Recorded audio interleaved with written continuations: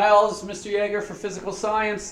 We are now looking at the behavior of waves, which is basically just going over 4 different things that waves do. And any type of wave can basically do these things. So we're going to look at what's called interference, diffraction, diffraction, reflection, and refraction. Okay? So here we go.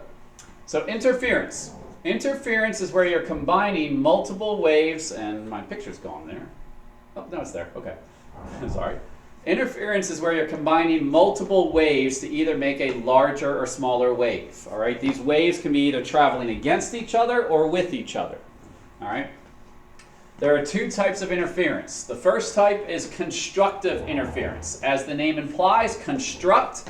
This is where we're going to have 2 waves meet and they're going to get larger. Okay. Come on, think. The crest of one wave overlaps the crest of another wave that you can see right here, and the wave gets larger as a result. All right? So it always results in a larger amplitude, height of the wave afterwards. When they combine. After they combine, that wave energy just keeps on moving. They don't bounce back. I get some people thinking that these waves come in, create the loop, and then they return. They actually create that larger hump, and then they pass right by each other and keep going. For destructive interference is where the crest will meet a trough in another wave, and this will always result in a smaller amplitude or possible complete cancellation of the wave itself for a brief second, okay? For a brief moment in time. So that you can see the drawing there. One wave is up, one wave is down. When they meet, it cancels out, and then they pass on by each other. So constructive means they get larger. Destructive means they get closer together. But the buzzword for interference is that the waves combine. The waves combine. Then we have what's called diffraction. Diffraction is where the wave gets spread around the edge of an obstacle. Okay? Where basically there's an obstacle in the way, and what happens is the wave is able to figure out a way to spread itself out around that particular obstacle. Okay? So that's what it's saying here. It occurs when a wave meets a small obstacle or a large obstacle with a small hole in it as it goes through. The biggest example here that I always mention is like a megaphone. The idea that you talk in on a small side, and then the voice will spread out beyond that. Okay, it'll be able to spread out more, so like a megaphone, or putting your hands over your mouth and yelling. Okay. Diffraction depends on something called gap width. Okay, basically the size of the hole in the wall. So we'll show that here. Increase gap width, decrease diffraction. So here's an example. So basically what we have here is we have 2 barriers. This is the gap. So we have a large gap right there and a small gap over here. The smaller the gap, the more narrow the gap, the larger the diffraction effect. That's because when it goes through, it basically reflects, it hits the sides, and then basically spreads out in all directions. If the barrier is large, the space in between the barriers is large, most of that wave can pass through without being affected by the barriers. So it has to do with being affected by the barriers, essentially. And that's it. So that's all you need to know about diffraction is it's the spreading of the wave. The smaller the gap, the larger the diffraction.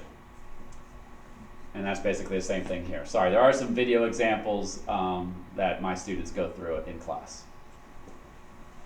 Reflection. There's not much to say about reflection. Reflection, we all know, is where the wave bounces back. Okay? So there's just showing you an example of that, a wave bouncing back. Okay? There is something called the law of reflection. I always say this is the easiest formula in physical science, all right, and in physics. Well, all this is saying is the angle that the ray comes in is the same angle that it gets reflected. The angle of what we call incidence. Incidence is basically the initial wave before it hits the barrier, and then the reflected wave is obviously the one that reflects off. You can see that down here. Incident ray, reflected ray. So for this one, pretty easy formula. A ray strikes a flat surface at an angle of 30 degrees with the surface. What is the angle of incidence? Okay, well, this is kind of mean, sorry. Let me help you out here because you're like, wait, why is it 60? Okay, so what we're saying here is It strikes the surface, it reflects back. It's based on this angle up here. So if it's 30 degrees down here, it's 60 degrees inside. So if it hits at a 60-degree angle, it's going to reflect at a 60-degree angle. So they're always equal, just so you know. The angle of incidence equals the angle of reflection. This will be usually a lot easier problem. If something strikes at a 40-degree angle, what does it reflect at? 40 degrees. That's all you really need to know.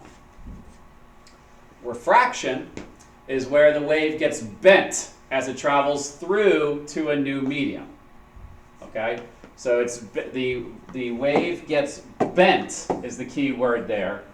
It's the bending of a wave when you travel into a new medium.